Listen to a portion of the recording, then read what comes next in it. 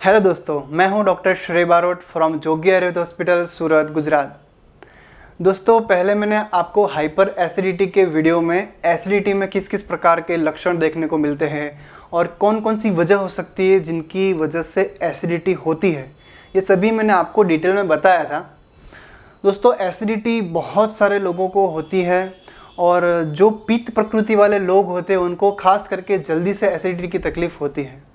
आज मैं आपको एसिडिटी के बारे में कुछ 2-3 चीज़ें खास करके बताना चाहता हूं, तो प्लीज़ ध्यान से सुनिएगा और इस वीडियो को अंत तक देखिएगा।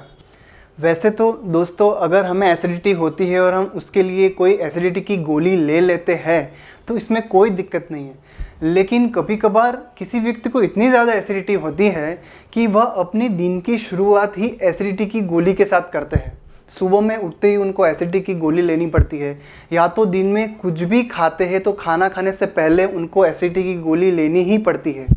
अब जब ऐसी कंडीशन आ जाती है तो उसको नज़रअंदाज नहीं कर सकते, और अगर आप इस तरह से बार बार एसिडिटी की गोली ले रहे हो तो दोस्तों इस पर हमें ध्यान देना ही पड़ेगा।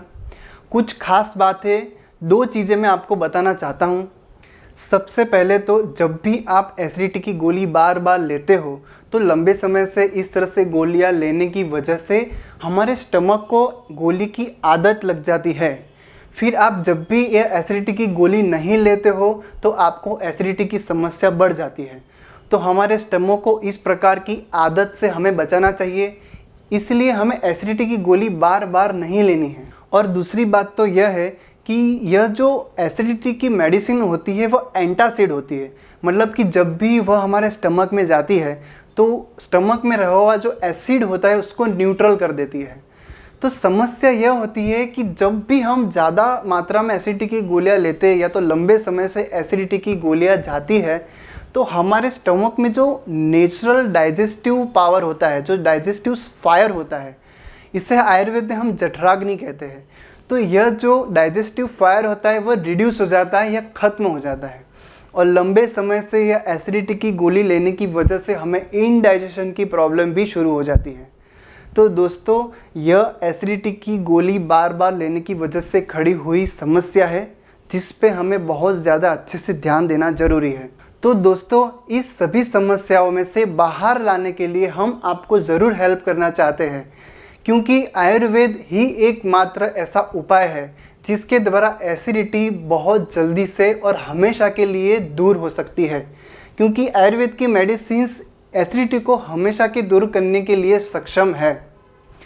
आयुर्वेद की जो हर्बल्स मेडिसिन है, हर्बल प्लांट्स है, उसमें से जो भी औषधियाँ बनती है वह आयुर्वेद मेडिसिन्स के द्वारा हमारे स्टमक में जो एक्स्ट्रा एसिड रिलीज़ होता है उसको बैलेंस में रखती है, और हमारा जो डाइजेस्टिव फायर होता है और जो हमारा स्टमक का फंक्शन होता है उसको ऐसे ही बनाए रखती है।